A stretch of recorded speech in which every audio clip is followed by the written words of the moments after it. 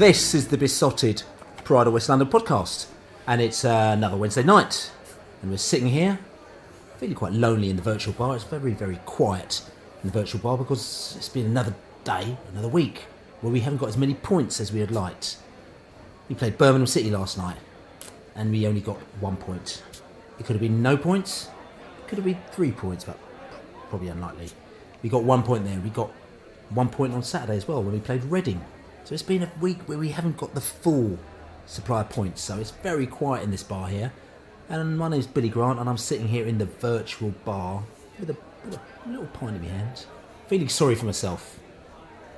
We've got not enough points in our hands, in the bag. Cheer up, Bill. Oh, mate, you know, I'm feeling really, really sad for myself. But the good thing is I've got my mates here sitting in the virtual bar as well.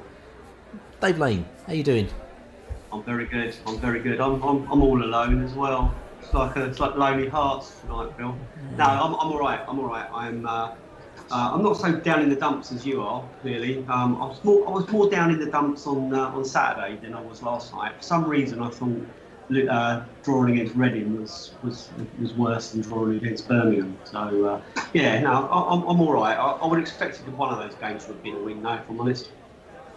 Yeah. Like I said to you, we're looking at the points we can get, and like I said to you, if you check out the radio show that we did, the Love Sport radio show, pre-Birmingham radio show, which is up on prideofwest.london, check it out. It's pretty decent, but also we talked about that game. We said that, you know, if we had to get the points, what do you want over Brentford and the Leeds, which we're going to talk about a little bit later, the Birmingham and the Leeds.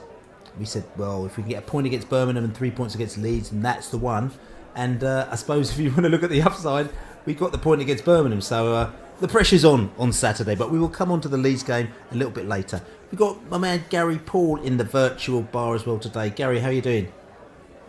Yeah, I'm not doing too bad, Bill. Not doing too bad. But I'm probably a bit as crestfallen as you have been, to be honest.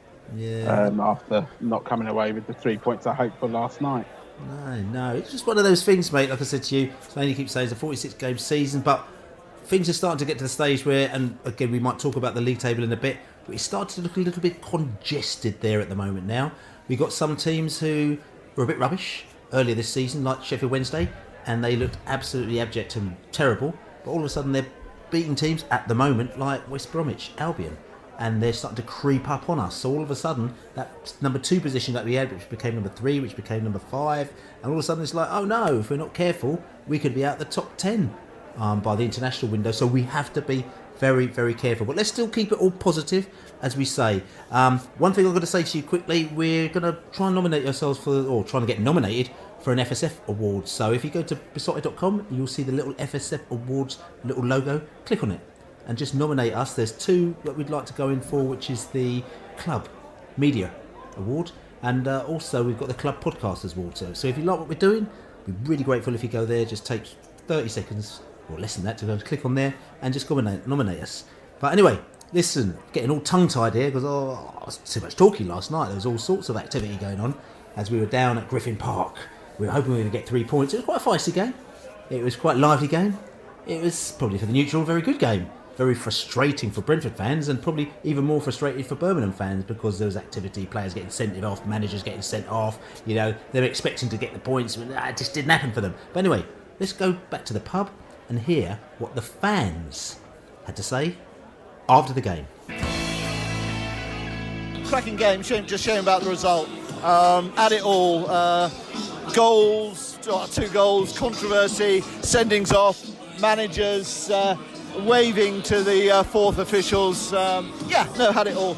Really just a shame that we couldn't convert in the last, when they went down to 10 men. I think Birmingham fought, battled hard. We'll regret that, but never mind, move on. Let's bring on Leeds on Saturday. I was gutted. They were playing well. They played a good team. I reckon Birmingham looked all right. I mean, they had a solid defence, but we missed Ben Rama today a little pace, bit of energy. A bit of creativity as well. Yeah, just left them. But I can't knock the boys. We've got a nice, strong squad. The sending off kind of G'd us up, but it kind of set their stall out. So I think we'll take the point. We'll go again. We're still unbeaten, Billy. It's good, you know. We're happy with that. Well, first half we were probably a better team. Second half, he came out better. Ref was fucking awful, though. With the red card, I'm happy with a draw. Before the game, I'd probably have been happy with a draw as well, but definitely with the way the game went, got to be happy. Well, it was better than last season, wasn't it? That's for sure. I'd love to know what our player was sent off for. Didn't see anything wrong with what he did, but hey-ho, this referee didn't seem to be interested in football all night. Yeah, I'd like to see it again, because I was in the corner looking down the line and I didn't see any movement of an arm. I might have missed it, I don't know. But it didn't look like he was close enough to actually hit him with anything anyway. But I'm pleased with our performance. I was here last season when we lost 5-0, was it? It was 5-0, yeah. 5-0, yeah. I was here last season for that, so I'm more than happy to take a point home. Started off okay, lost the initiative. It's a little bit of a kind of common theme. When we lose the initiative, we struggle to get it back. But I mean, yeah, it was a bit startling. Like coming off the back of another home draw. I am disappointed, but only because we've got such high expectations for this team. I mean, maybe in the big scheme of things, a home draw against a much improved Birmingham team isn't such a bad result. But it just feels like our expectations have gone up so high that maybe now we get more disappointed with when we don't get a 3. And we haven't won for 5 games in all competitions now, so it starts to feel a little bit more like a habit rather than just a little blip, you know. You can't argue with dropping Bentley, can you? Because he's been rubbish for the last... he's been poor, and he's rubbish on Saturday, so you can't argue with that. And I thought Daniel was really good today, actually. But, the Ben Rahman thing probably made a difference. No Watkins. We looked like we were missing an edge up front. Definitely, we were a bit... it wasn't a bad performance, we just lacked an edge up front, didn't we? The spark wasn't quite there, and, it's pretty a worthy 1-1. I think Judge is getting back into the pattern of the team, and he showed a little bit more of that today, but 2 changes in forward positions, it probably did show a little bit. So the fans in the pub after the game, quite a lot of Birmingham City fans, it has to be said. It's funny that, we had one of our podcast listeners, Benny, he tweeted in, he said, I'm not very happy. He goes, I like the post-match podcast normally, but there weren't very many Brentford fans in this one. And there's loads and loads of Birmingham fans. And I have to say, normally struggle to get away fans to talk. No interest, sorry, I'm not interested at all. But this time, every single Birmingham fan was like, oh yeah, I want to talk to you. And all the Brentford fans were probably a little bit dejected like me. That's all right, Bill, not interested. So basically, we got a Pride of West Midlands podcast more than a Pride of West London podcast, unfortunately. But then you got the view of the opposition in a major way. So, listen, coming back to that game, interesting. Too much chumming up. Yeah, I was chumming up with the Blues fans again, and maybe I'll have to just take a different tact next time, eh? But anyway, no, they're all good, to be honest with you. They've taken it in good faith. There's a bit of poking each other in the eye, but afterwards you have a beer together, and that's what you do. But listen, change of team.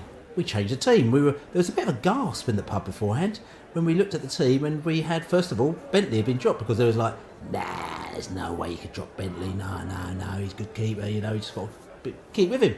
But we dropped him, and there was a little bit of a. Oh, lady, what did you think when you saw Daniel's name on the team sheet? I was really surprised. I didn't think Dean Smith could do it. I can 100% see why he did, and you can't criticise. I don't even think Dan Bentley criticising for dropping him. I think if you're going to get dropped, you get dropped after performances like that. And for Luke Daniels, what's the point in being at Brentford if you can't step in when the number 1 goalkeeper kind of does need a bit of a rest. I don't know what's happened with Dan Bentley.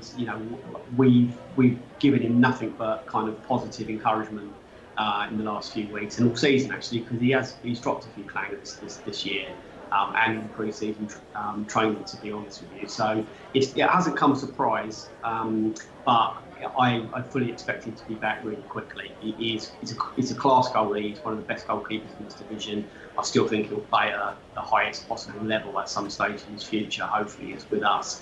He's a great keeper. Distribution, I think, is really underrated by Brentford fans.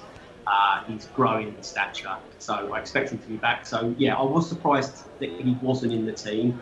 I was probably more surprised to see Alan Judge start, but again, he started at the Emirates the week before, and he put in a shift in both of those games. I think he ran out of steam later on in the second half, which was again to be kind of expected.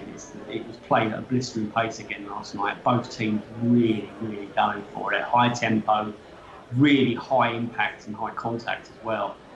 It wasn't for the faint-hearted. Anyone that thinks playing in those games is kind of easy. It's tiki-taka football. It is very technically gifted, very physical as well. There's a lot of big challenges going in there. So. And obviously we were forced to play Canos instead of Ben Rama as well. So yeah, there were changes there. I still think that we're lacking something. I'm not quite sure what it is. And we talk about spoiling. I know we're going to talk about spoiling a little bit later on. And we've talked about it on here before. When teams come not to lose or try and keep it tight, don't let us play. We have to stop moaning about this. It's just something that all teams do. The best teams in the world, Man City, Barcelona, the ones that play the best technical football, including Liverpool as well, and Arsenal. They've had it over the years. They have to just stop moaning about other teams spoiling it for them, and just be more clinical. So it's down to us to crack this. It's not down to us to moan about other teams all the time for not letting us win without much fuss. So yeah, I wasn't as disappointed last night walking out the ground than I was coming out against Reading, as I said in the intro. I think Birmingham, from what I've seen of them this year, have been a pretty good team. They're up and down, they're erratic. They're certainly not the finished article by any stretch of the imagination, but Yotta's moving in the right direction. He looked great last night. I'd have him back on that form, but I don't want him back, if you know what I mean. And we weren't to blame for not winning last night. We were against Reading. Right. Gary, I'm just going to come back to the Dan Bentley thing quickly, because what happens now, because if you've got a goalkeeper and you put him in, and for whatever reason Dean Smith's taken Bentley out, maybe it might have been just to give him a bit of a rest, what does he do? Does he sort of kind of, take him out until things change for a couple of weeks, or does he keep going? I mean, how does this work, Gaz? I don't know, Bill. It's an interesting one. For a start, Daniels came in last night and did nothing wrong and nothing that would, that you can really turn around and say, well, you're not playing in the next game because X, Y, and Z. He made a very good save at 0-0. I think he had a one-on-one that he saved early on. Some of those, when we've been in those situations this season, have ended up in the back of the net.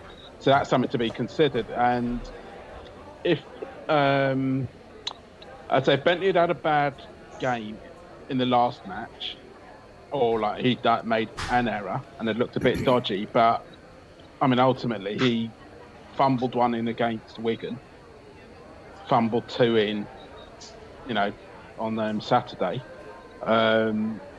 There was obviously the Stoke one as well. So Nottingham Forest as well. Yeah, the Forest. These, the ball is ending up in the net a lot from things that he hasn't dealt with, which, as you said, very out of character. One of the things, he has been a very consistent performer for us since he came here. So this has really has come out. The last one of the last things I'd be thinking is that we'd be sitting there saying, "Oh, hold on, the goalkeeper's out, having a wobbly," let alone to be saying it. He's had a wobbly in about 4 or 5 games that cost points. But personally, I wouldn't particularly want to change Daniels, as I said, because I think he did well enough last night. So in effect, you're saying that Daniels is in for the future until he actually has a wobbly spell. Yeah.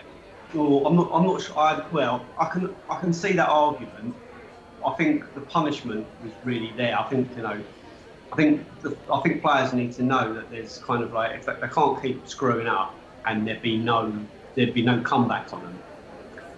And the coaches and the manager, they see the goalkeepers in training every single day. They know who's number one, who's number two. I think I'll be really surprised. I'll be really surprised if Bentley's not back for the Bristol City home game. Maybe another game. Maybe whatever issues are going on, they're going to give him some extra training. But I'd rather have Bentley back in goal at his best at Leeds, if I'm honest. Okay, so sorry, I was going to say, I agree with that. The only thing that's fans with the intricacies of when players come out of the team, we're not really privy to, so it's kind of hard to call that. What was the conversation? Because obviously there must have been a conversation to say, okay, well look, I'm giving you a rest, or I'm going to give Luke a run in the team. So it really does depend on how that conversation went, because it may be that it's maybe a week off, work on something, and and then you'll come back stronger. And I don't think the conversation is you are no longer our number one. I'd be very surprised if that was the conversation. Yeah, I think and squad management, you've got to take that into account. If Luke Daniels doesn't get a first team start after Bentley's putting a performance like that on the Saturday, he must be going, what am I doing here? I might as well. I'm just not. I might as well make a turn up training tomorrow, because no matter what number one's doing, even if he kicks it in the back of his own goal from a goal kick, I'm still not going to get picked. You put a transfer request in, you would. It's just it is a squad game, and you have to be in the first team on merit. You can't ever have an automatic place there, whoever you are, because the minute you're doing that, it becomes the standard start to drop. I think it was a harsh lesson to Bentley last night, but I'm sure he would be one of the first ones to say, I get it, I fully understand it. Tuesday night, we talked about the fact that we couldn't get 3 points again. I think it was a different game yesterday in the fact that Birmingham possibly could have been 3 goals up in the first half. They had 3 very good chances. Like I said, Bentley pulled off a very good save. They had a couple of misses as well, and they could have been right up in there. Now, what is it with Brentford at the moment now? We talked about on the Monday radio show about spoilers, team coming down and stopping us from playing, spoiling. If you speak to the Leeds United fans as well, they say the same thing. Teams coming down there to stop them playing their game. But is it necessarily just down to spoilers? And also the other question is that, isn't it up to you as the team to get around this in some way? And are we not able to actually work out a way to stop teams playing a particular way? And why is that? Yeah, it is down to us. We can't, as I said a few minutes ago, we can't stop. We can't. We have to stop complaining. It is down to us to be better than these teams in our possession game, in our passing game, and the way we kind of dominate the progressive style. But we also have to take our chances. That's what we're getting punished for. We didn't beat Reading purely because we gifted them 2 goals, and we have to score 3 to win a game all of a sudden, and that's hard against anyone in this division. And Birmingham City last night, come on, let's be honest, that's a decent team there. They're obviously not as good as us, and you can see that in the way we were playing. But they got Yotta, and there's 1 or 2 others in that team that were pretty good. They could have got a couple of goals up. So I think we have to sometimes realise that yes, we are very good. We are probably one of the best 2 or 3 footballing teams in this division. But there's a lot of real quality individuals, and there's players that are able to conjure goals. And we can't be giving goals away. And it's part of the same problem, if I'm honest with you, Bill. If you look at how many goals we've conceded that are completely down to our own mistakes, there's 2 extra wins this season already. There's us top, so that's the difference. And and if we're gonna be dropping players like Bentley because of that, you've got to flip it around and say, if it wasn't for those mistakes, Dan, we would be top. And I think that's too harsh to literally point it at one person, but that's why he was dropped. But I do want him back. So if when he does come back, I want the slate wiped clean. I don't think it's fair to let all the previous mistakes hang over him, because if it happens again, then I'd say you've got to play League Games as your number one. You can't go through the season with a massive question mark over a goalkeeper. Give him the benefit of the doubt, then and move on, or we'll swap him round.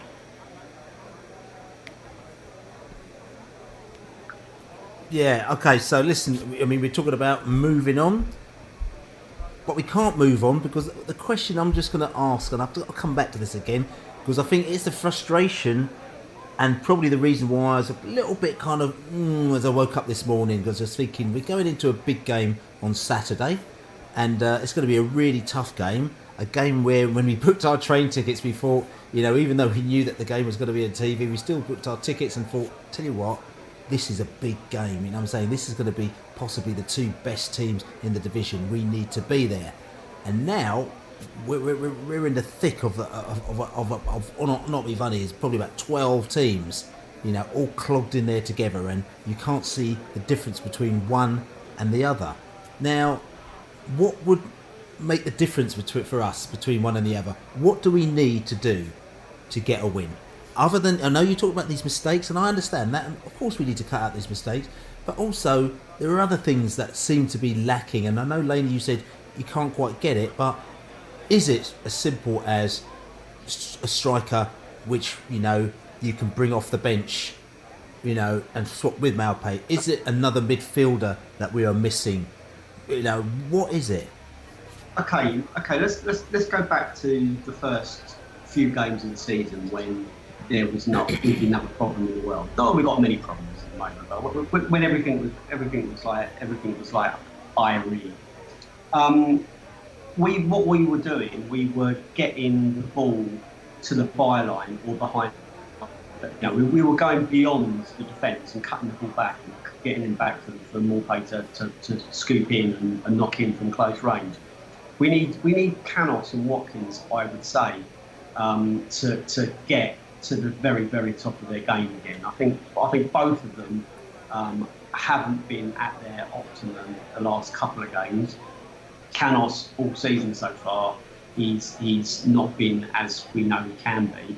I think we need Ben Rama back in the team. We missed him last night, but we need him delivering the final ball, not necessarily doing all the tricks and failing to cut it back to the right person just to tap it in. We're not looking for worldies from all these players all the time.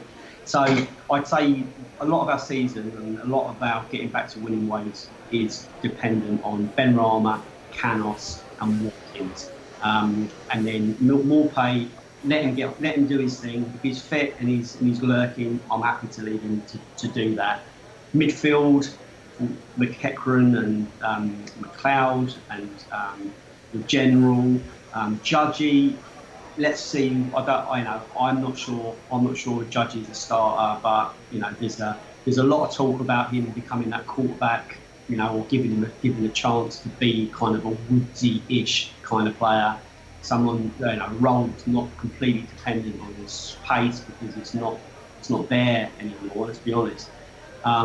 He's still quicker than you and me. Let's not pretend he's not an athlete still, but he's not lightning like he used to be. So let's find a role for him to stay and play a really critical role. So yeah, we're not a million miles away, but we just need to be. We're not on our B game. We're just not on our A+ game. We're relying on the flair players to be really, really skillful, and I think they kind of turned it down from 9s down to 7s, and we need to crank it back up again, crank up the volume. Yeah, so the only thing is I would challenge you on the The only thing I would challenge you on, Dave, was Judge's pace, because he looked to have a fair bit of pace when he ran across the pitch to boot Hotter up in the air last night. But yeah, as I said, but you know, I can only agree with you. Last night I thought we looked sluggish, very sluggish first half, and we got there in the end. But you would expect that, bearing in mind that you're missing.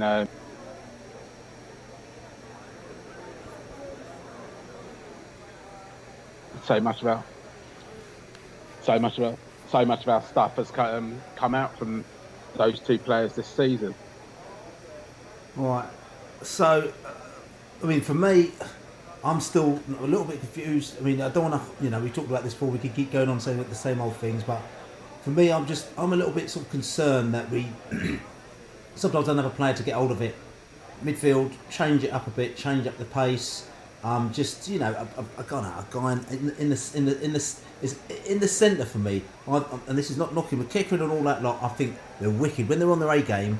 It's really great for us. But I think it's when the going gets tough. Sometimes we need to be able to switch it up a little bit. And I still don't know if we've got that magic formula to do that. And also the other thing is that you know, we have to say we would love to bring, you know, somebody off the bench like West Bromwich Albion do. I know people say we haven't got the same money as them, but you know, Maupay is great, but the ability to bring somebody off the bench who still has the ability to score, maybe not as many goals as him, but still he's got goals in them. I think that is a thing that is really, really, really, really missing for us.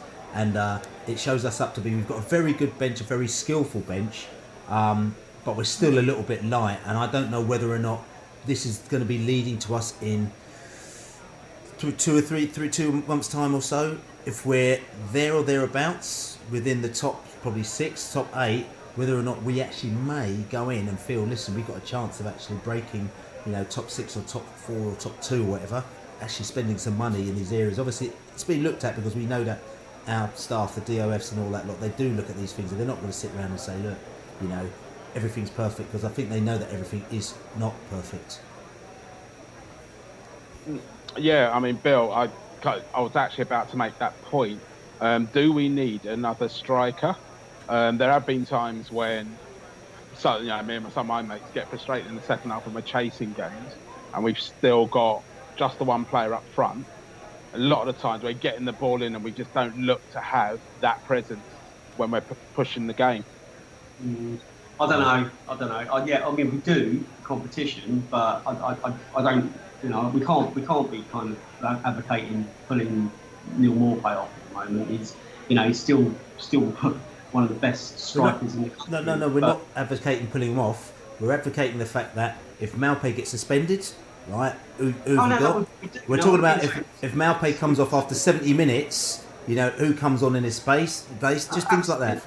Well, we had this conversation when he was suspended. You know, yeah, of course we do. You know, we're not playing Watkins or Sawyers up top, and you know, obviously, although Force has been promoted to the first team, obviously he's not part of the, you know, the match day squad at the moment. So you know, they know he's not the answer right this second. So yeah, no, we do.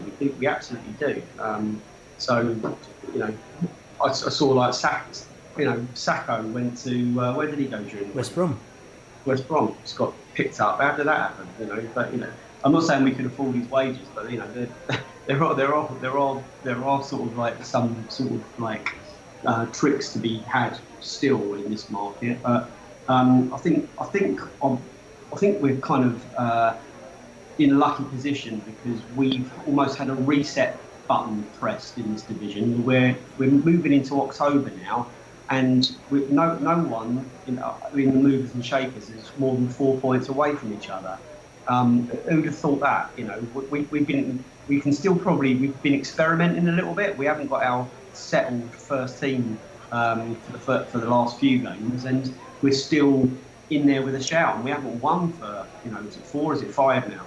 So, you know, to have not been winning every week and to be a handful of points away from the top place is quite a unique position. So, you know, let's not, even if we do slip a few positions tonight, even if we slip a few more on Saturday, let's not forget, even if we were 6 points away from the top, you know, that's incredible. And you know that three wins on the spin, 4 wins on the spin, that probably puts us top again.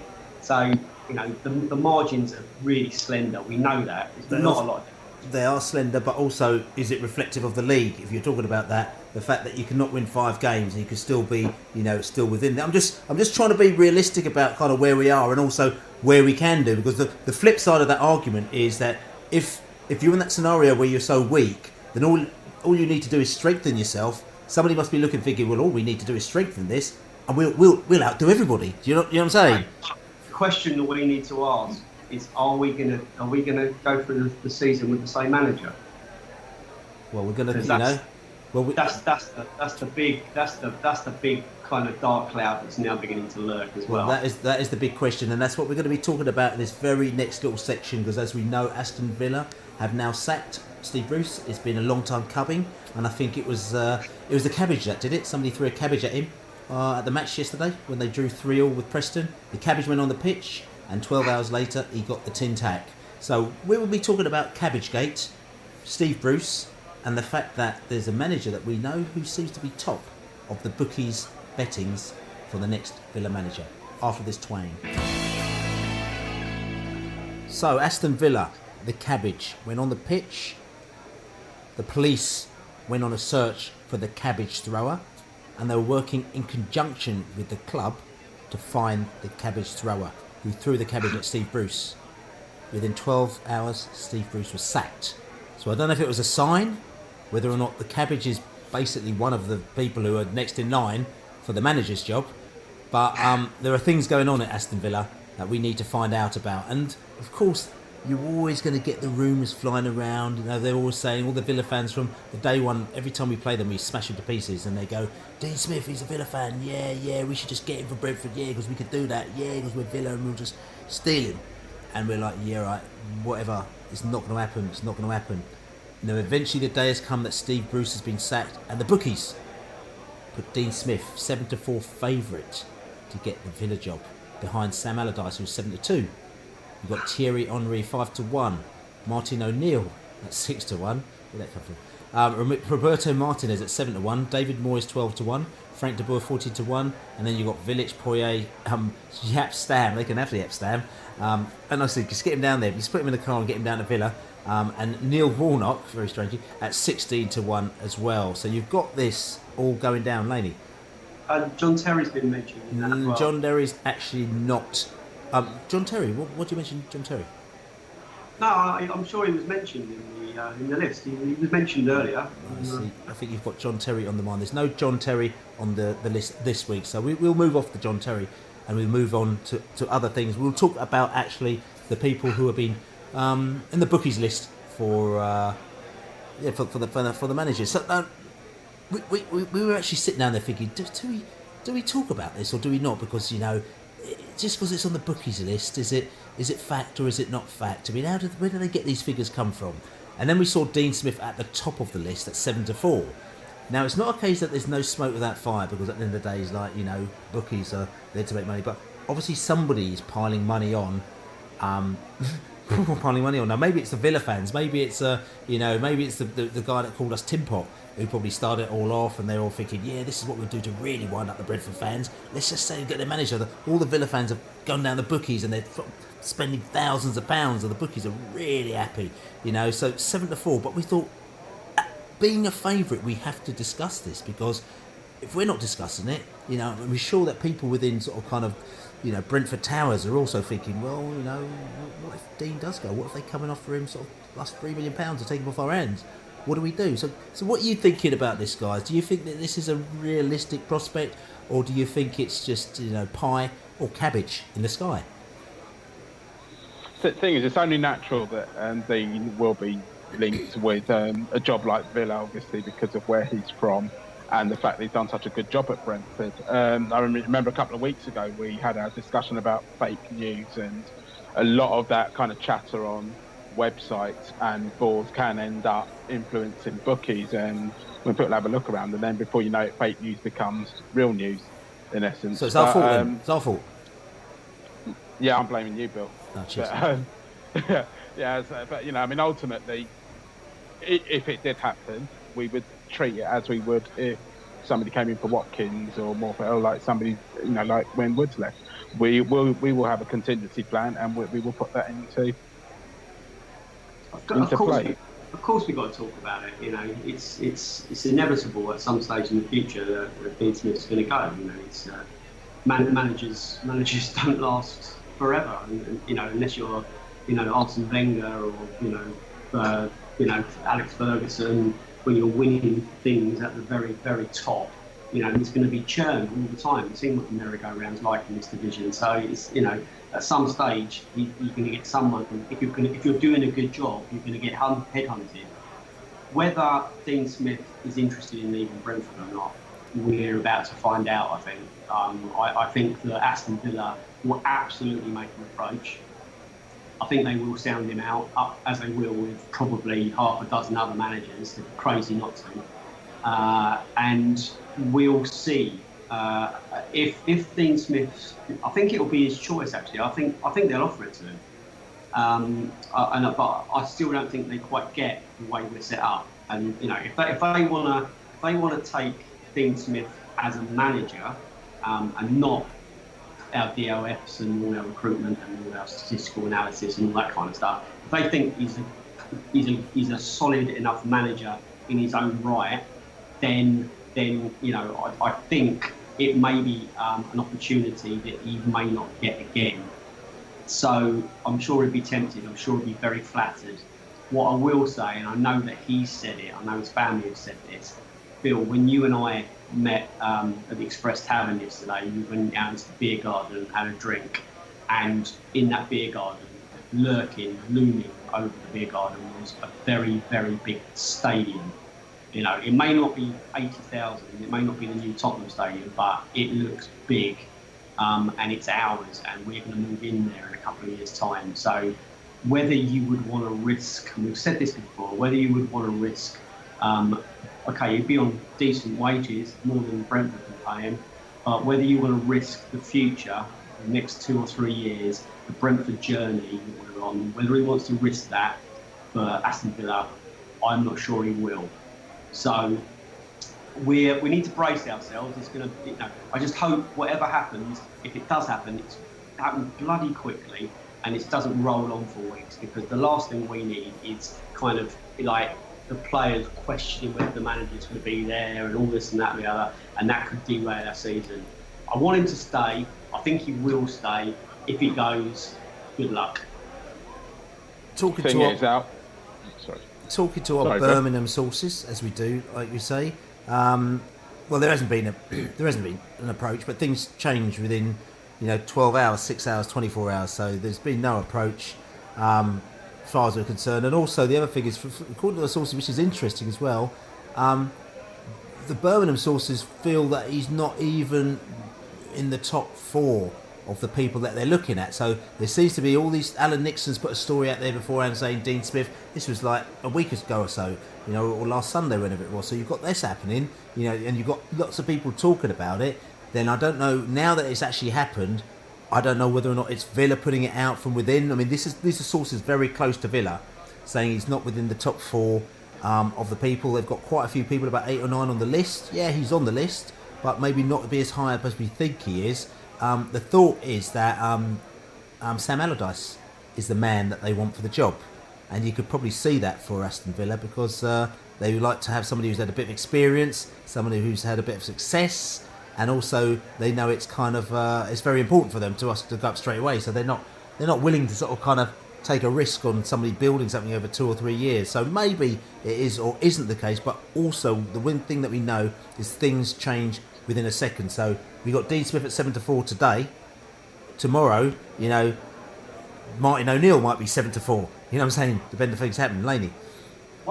If they are prepared to take any old manager just to get them up, why isn't Warnock on that list? Why aren't they? Well, Warnock is on the list actually at 16-1. 16. Well, that is the obvious one for them. His track record of getting teams promoted from the Championship into the Premier League is second to none. So he's the obvious one. Could they tempt him there from Cardiff? Yeah, of course they could. He knows he's only ever 2 3 losses away from getting sacked there. So, he knows there's no loyalty once you've taken the team up. Is there another couple of seasons left in him? Probably not. I think this might be his last gig in football. So we'll see. But I can see Dean Smith sitting in the boardroom at some stage talking to them. Whether that's out of courtesy, whether that's out of professional, of course you're going to go and sit and have that meeting. Whether you want the job or not is another matter. And I think Brentford would allow him to do that, even if it's so he goes there, comes back and goes, I ain't going there. It's a fucking madhouse. Give me Brentford any day of the week. You know what I mean? Sometimes there's nothing. It's not unambitious not to go to Aston Villa. Sometimes it's just the sensible thing to do. We are on the rise and they are on the struggle. And I sometimes, just follow your head, not your heart. The thing is, a lot of these guys, it depends on if you need the job or if you've got a job. Dean Smith's got a job, so he doesn't need to go to Villa.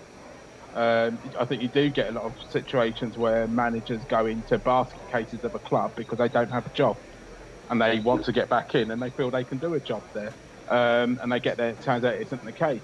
Another thing that maybe Villa and other teams might want to think, when you touched on earlier on about our entire setup and our director of football, etc., the statisticians going with him, they're not getting that. And the clubs that have taken our last couple of permanent managers have got burnt because they haven't realised that the strength was actually in Brentford and not the head coach at the time.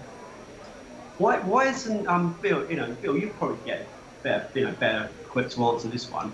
Why do you think that clubs haven't come in to try and poach our kind of backroom staff?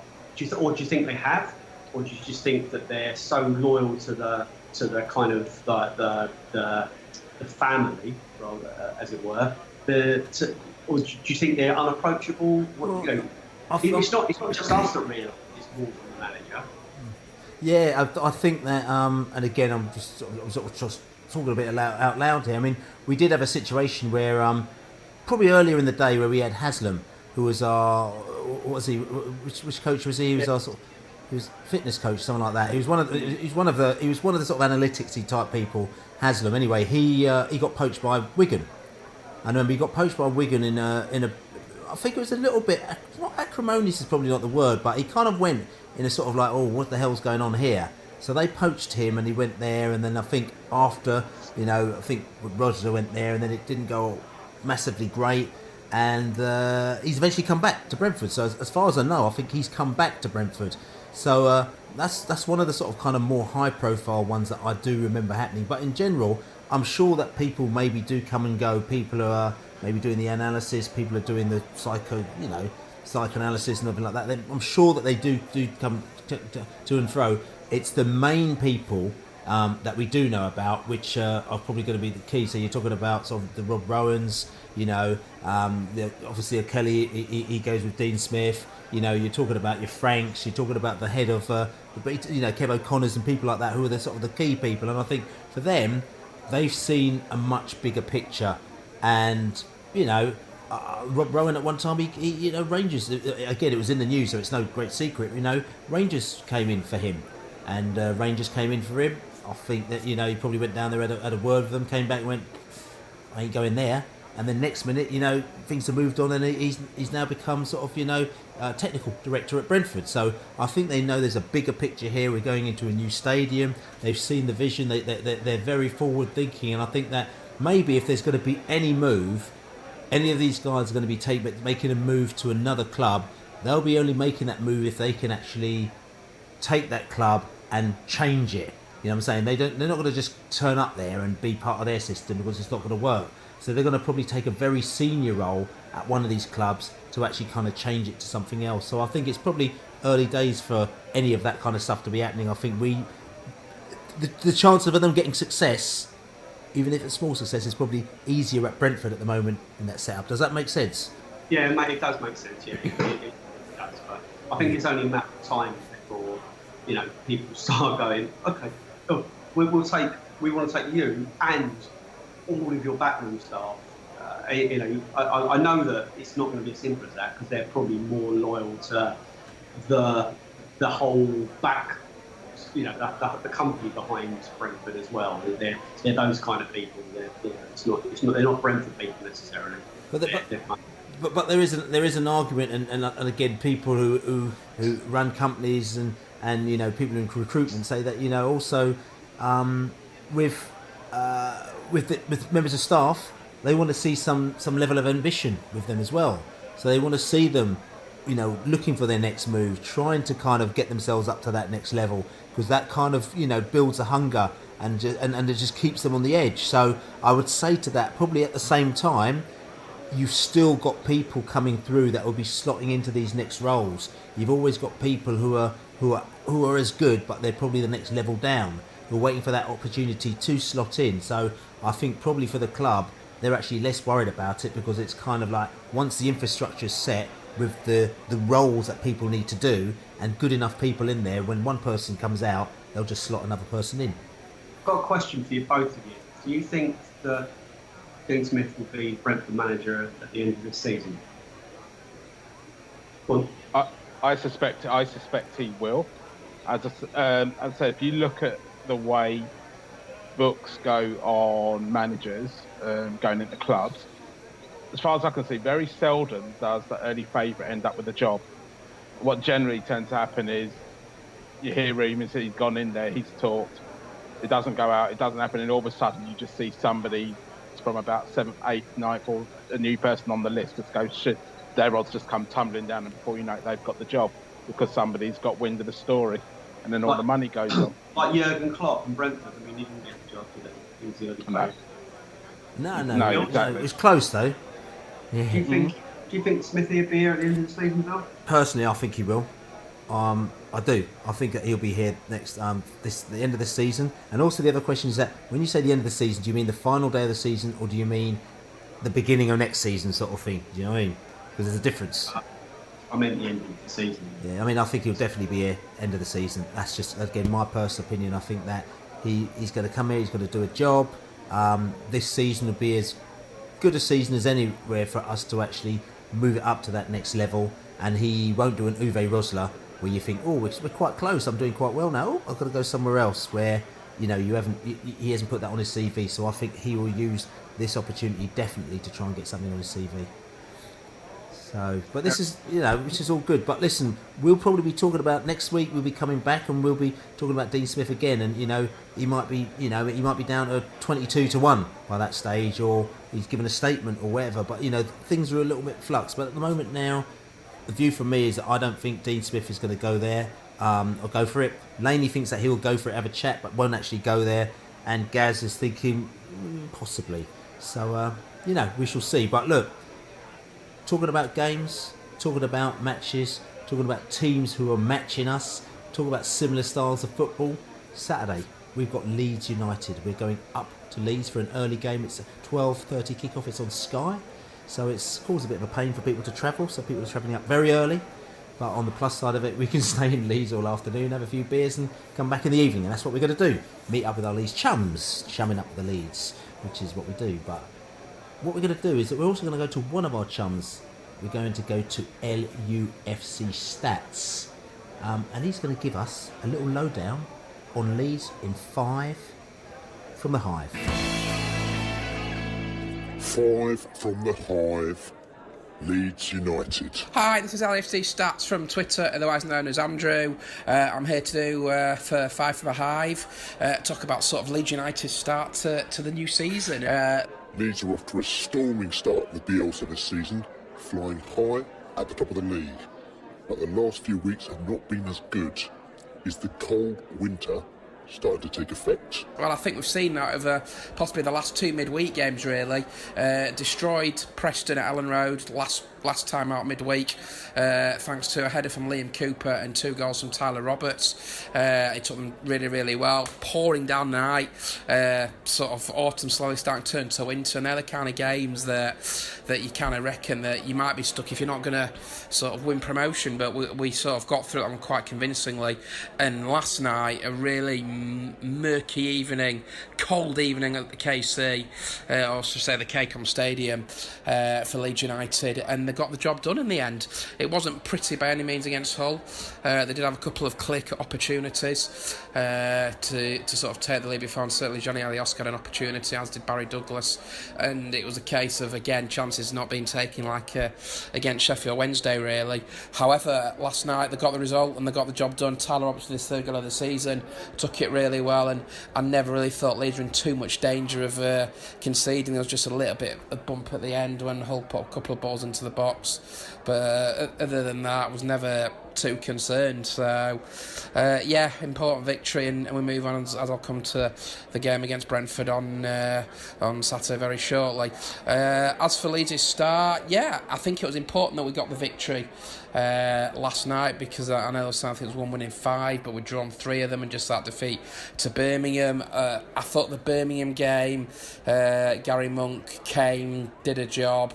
Okay, time wasting a little bit, weren't the greatest of tactics, but look, sometimes you have to do what you've got to do, and to kind of try and get the job done, and he did that. But we've bounced back. We should have beaten Sheffield Wednesday on Friday night, but we did get the result last night against Hull City, and that's 4 points from 6 away from home, and you can't really ask for any more than that. And if we can get a positive result at home to the Bees on Saturday afternoon in the early kick-off, lunchtime kick-off, 7 points from 9, I don't think you can really ask any more. And on another day in the Sheffield Wednesday game, you do pick up 3 points with all the chances that they missed. But saying that, 4 points from the last 2 games away, not a bad return, and sort of onto the Bees. As I say, Marcelo Bielsa's come in, being a breath of fresh air, broke the record for being the first ever Leeds United manager to win his first 4 league games in charge at Ellen Road, to win his first 4 games in charge at Ellen Road, of course, because they had the cup tie in there as well.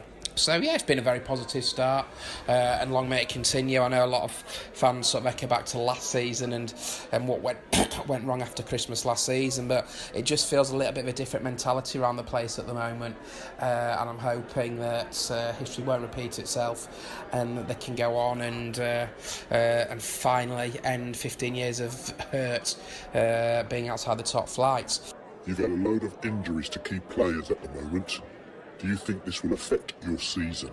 As for the strength in depth, you look at the team last night, no Paulo Hernandez, no Paddy Bamford, no Kemar Roof, no problem. They're the main injuries. Obviously Adam Forsell's coming back from injury, no Gaetano Berardi as well, and Barry Douglas went off injured as well, and he's a big doubt ahead of the Bees game on Saturday at Ellen Road. And you think without those players you are going to struggle, but fair play to Leeds in the last 2 games. They haven't really struggled, or the last 3 games they haven't struggled. As I said, they beat Preston North End quite convincingly. They should have beaten Sheffield Wednesday on Friday night, as previously mentioned, and they got a very positive result away at the KCOM last night. And okay, you think when you've got your main players like your Pablo Hernandez and your Kemar Roofs, where is the sort of creativity in that team? But to be fair, Tyler Roberts has stepped up to the plate, got 3 goals. Matthias Klick, awesome goal at Sheffield Wednesday, 4th for the season for him. And at the moment, you thought you'd worry about the strength in depth, but no, it's all very positive. Players are coming in and doing a job. Yes, it's disappointing when you've got players out, but if other players can sort of step up to the plate. Jack Harrison's come in as well. I thought he's proved as well. I thought he was brilliant against Preston on Tuesday, the Tuesday before last. And yeah, look, it's a long season. It's a long old season. There's a lot of football to be played, and you are going to get injuries, and it's sort of how you cope with those injuries. And at the moment, I actually think we're coping quite well with them, and you don't want too many injuries because it's a small squad, but it's given the opportunity for the likes of Jack Clark and Jamie Shackleton to be part of the first team as well. Jamie Shackleton made a debut at Derby. Jack Clark yet to feature. They have been on the bench as a new sub in the last 2 games. So yeah, it's positive with the strength in depth. You always miss your big players, but the players are being offered an opportunity to sort of step up and come in and do a job. So it's all positive from that point of view. Some people argue this is Leeds' best chance for promotion to the Premier League in a long, long time. How realistic is their chance this season? If it doesn't work out, do you think you'll see another manager go through the revolving door? As for the chances this season, this is kind of the million-dollar question, isn't it? What are Leeds' chances in 2018, 2019? Look, we've been out the top flight for now 15 seasons. It's amazing. I was working it out. I was thinking something like 5,254 days since Leeds United last played a Premier League game, and that was back on May the 15th, 2004. I'd just finished college and I went to uni that September, and since then it's either been the Championship from 2004 to 2007 with 3 years staying in League One, and the Championship ever since then. And I think it's high time that Leeds United did get themselves back into the top flight. Look, we've made a great start. That's all it is. It's a start. We had a great start last season, and we went to Millwall, and then from there on in it all went horribly wrong. We beat Ipswich after that Millwall game, and then we lost to Cardiff, Sheffield Wednesday, Reading, and we went up Bristol City, but it was very difficult to kind of halt the slide at the time, and it just feels different this year with a different mentality. What Bielsa has done with the squad is absolutely phenomenal, and with the same squad as well that sort of underperformed last season. This season they're doing absolutely fantastically well, and chance-wise, without getting too carried away, I think they have got a genuine opportunity to possibly fight for promotion this season. It's a very competitive league. Anyone can sort of beat everyone. We saw with Birmingham coming to Ellen Road the other week without a league win without a win all season, and then beat the league leaders. So it's a very bizarre league. You get very odd results. Here, that Hull City drew at home to Middlesbrough the other day, and I'm sure it's going to be like that. It's a very nip and tuck league.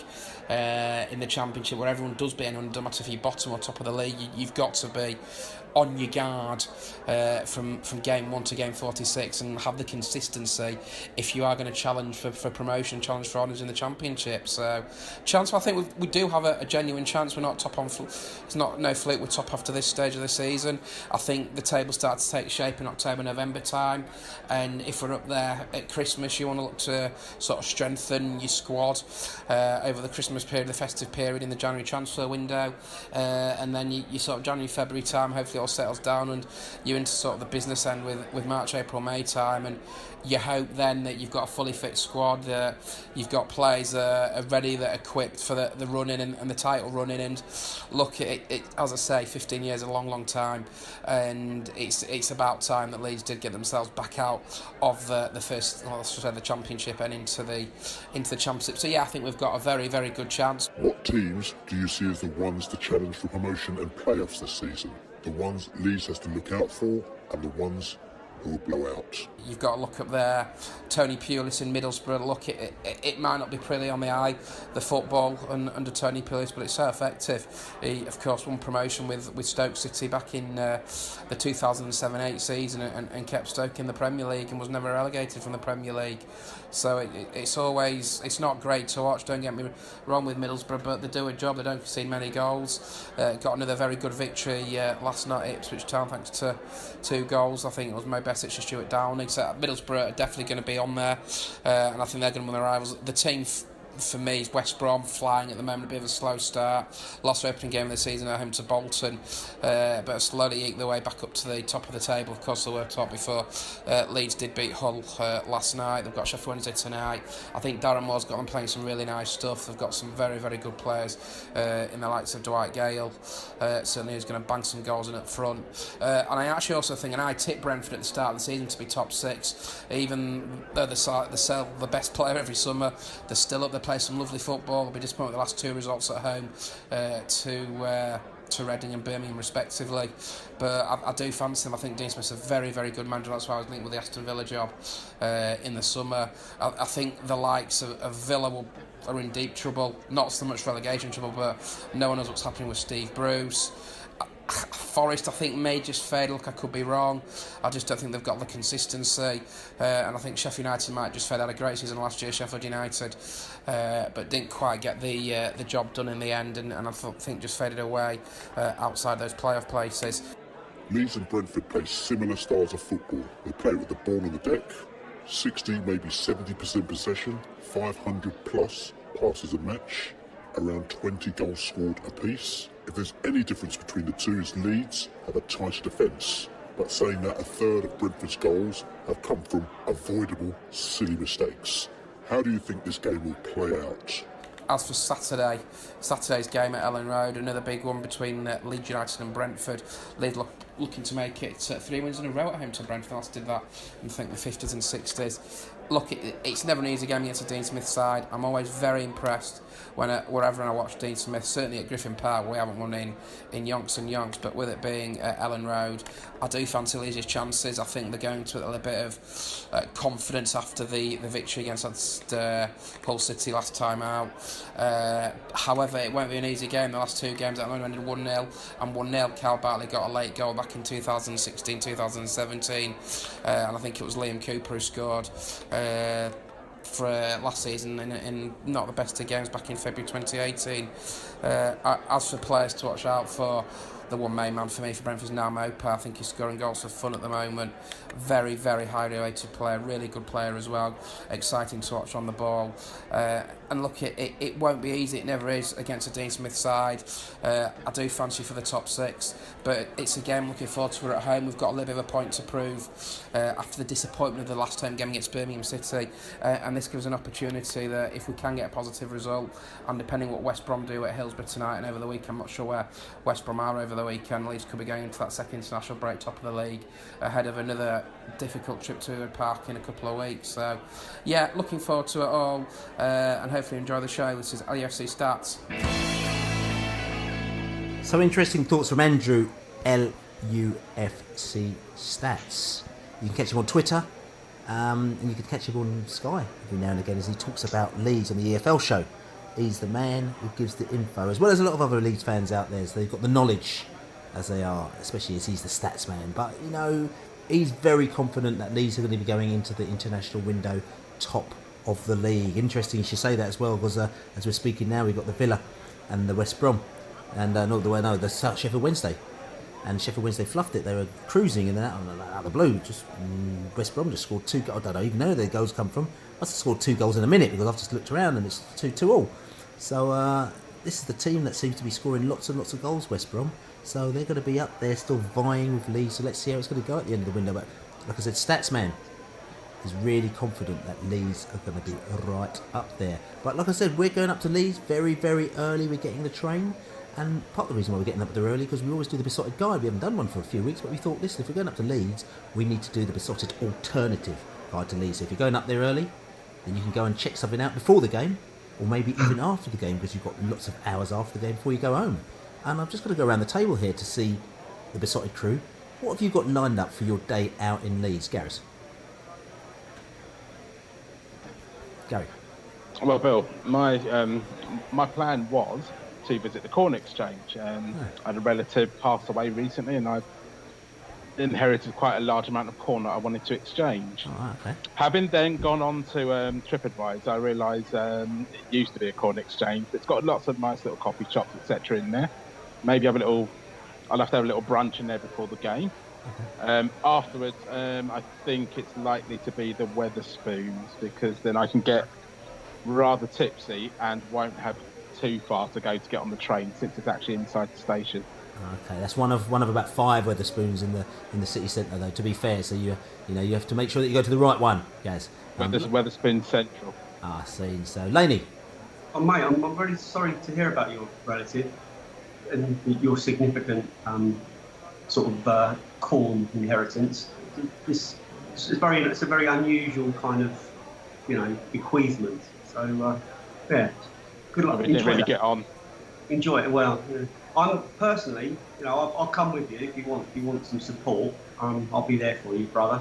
And then I'll be at the Wetherspoons afterwards, but only if you'll come to the Royal Armouries Museum with me after the game, because the Armouries Museum, as you can imagine, is very, very heavily fortified, and this is where they guard the Leeds United Champions of Europe trophy. So their Champions of Europe trophy that they have permanently, because they are the constant Champions of Europe. That's where they hold that, and very heavily guarded. So I need to go and visit that, and hopefully maybe in our new stadium we can have something equally fortified for the wartime cup that we won. Excellent. Sounds quite good. Yeah, for me, it's a clear winner in this one. I'm going to the Thackeray Medical Museum. It's a completely unique visitor attraction. It's got interactive galleries and fascinating exhibitions that tell a story of health that affects us all. But I was actually, it's the people, and it's the people that talked about it that drew me in. The kids are never as keen as I am to go back, one person said. And I thought, that sounds quite interesting as well. And somebody else said, interesting, gory. We spent an afternoon. Yeah. There's a rubber glove exhibition there at the moment. Is there? Yeah, Awesome. apparently. Right, okay. Well, I probably won't have time to go to that one, But yeah, this is well worth a visit. People have said pleasantly surprised. They even had a Frankenstein event there as well. So this medical museum, I think Thackeray Medical Museum is going to be the one to go to. But listen, forgetting about the alternative guide, talk about the match. It's a big game, this one. And in principle, we keep saying this. Oh, he's going to die again. Bill's coughing. That's right. I was getting the coughing from the Thackeray Medical Museum on Saturday. Just getting ready to bring it up there. But you thought virus. That's right. I'm going to go to get them to go and see. They just check me out. But as we said, glove pull in your throat. So, but anyway, this big game on Saturday, and like I said, we play similar styles of football. So I'm sitting here almost praying, thinking this game is one that's going to suit us. And this could be actually quite good for us, probably better for us than Birmingham and Reading and all the other teams that we've failed to take points off recently. Have I got this one wrong? Oh, God knows. Anything could happen up there, mate. The trip to Derby did for me. I thought we could go there and we went a goal up and all the signs were there that we could do a job there, and we just didn't. So, it's down to the team, if I'm honest with you. And I've said this quite a lot recently, is with this fluid football tag, and now we know that we're good. There's a responsibility there on all of these players. They can't blow hot and cold everywhere. If we're talking about them as the real deal, or becoming the real deal, they've got to do it week in, week out. And they did it for 3 or 4 weeks. They've not done it for the last 3 or 4 weeks. They need to go to Leeds United and show what they can do. So, we can win there. But if Birmingham can win there, we can win there. But we need to just stop shooting ourselves in the foot and just go and put on a show. We haven't actually put on a show for a while. So let's go there. Brentford be Brentford, and let's go and turn them over. We can do it. Let's do it. Yeah. Yeah, I mean, if we can win it, I was a bit wary that we were getting away-itis, and I do think we got it. Saturday would be the perfect time for us to get the cure, to get over this bout. Again, are we entering into one of these? Spells of no wins that we get for a while? Hopefully not. I think we can go. We can definitely go there and get something out of the game. I think Leeds will play football, and I think that will suit us a bit more. And I don't see why we can't get something out of it. But we've talked a lot about how good we are. There's been enough talk, and now that we really do need to show it. Of course we do. We need to show it, and there's no better sort of stage for us to do it. We're on TV, so we can't embarrass ourselves. The players want to be going out there and showing the world that they're decent, and we play good. We play good football. We went to Arsenal, unfortunately. For most of the game, we didn't really do ourselves justice. So we got another opportunity for us to do ourselves some justice. Saying that, I've got no idea what's happening with Ollie Watkins. Neither does most people. It's been a little bit quiet on that front. He sort of disappeared off, and whether or not he's just a precautionary, let's keep him out away for a little bit and then bring it out for Leeds, or whether or not we're keeping him away for a while and he's going to come back after the international window, I don't know. So if he's not playing, we're going to have to flip that up a little bit. But we've got a decent enough squad, decent enough players. We've got to go toe-to-toe to Leeds. I've got no idea. If we can get a draw up at Leeds now, I would have loved to have got a win, but if we can get a draw up at Leeds, I think that will do us the world of good. We go to the international window and we regroup, as they say. we're not keeping him out of the team until the end of the next transfer window, are we? We're not doing that one again. Oh, that old... It's like an early kind of mystery illness. Yeah, we did that with Forshaw, didn't we, for the whole of the January window. He was just inverted commas injured until the last day of the window, and then he just came back again, and he was fine. And Bill, the game Saturday is on Sky Sports Leeds, isn't it? It's on That's right. Sky, the new channel to Sky Sports Leeds, where they've got quite a few Leeds games lined up for that one, so it's all good. So Bees fans who are not travelling up to the game, you'll be able to see it on Sky Sports Leeds, as they say, which is all good. But listen, I'm just going to go around the table quickly. Score prediction, Gaz. My prediction, I think it's going to be a 1-1 draw. Laney. I absolutely concur with my right honourable friend there. 1-1 draw, another draw. Oh dear. I mean, I don't think you've ever been around the table where we've said the same thing. I'm going for a 1-1 draw as well. So, scared. So listen. Don't forget, like I said to you, go Beesotted.com, go there and just go to the FSF little logo on there and just nominate us for FSF award. Like I said to you, Club Media or Club Podcast Award. That'd be lovely if you could do that as well. We need to just ramp this up a little bit because we've been a little bit mellow on that, Laney. I've just looked at the stats. I just called this up on last week, the Beesotted Pride of West London podcast. 890,000 all-time listens. 890. We're edging towards 1 million. Last week, 6,687 listens to the Pride of West London podcasts. So,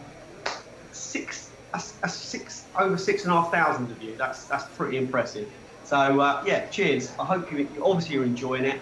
And if you want to come on, if you want to contribute, if you want us to do anything different, if you can think of any features that we could do, just drop us an email and just comment. And if you like what we do, as Bill says, review it, and we'll start reading your reviews out again. Cheers. And obviously don't forget to subscribe on iTunes and all the other platforms as well, and also on Twitter and Facebook and YouTube and all these things. Subscribe to us and just get involved. But anyway, we're going to sign off now because we are off to leave. We need to get to sleep, get some sleep, because it's a very long journey and we've got lots of sightseeing to do when we get up there.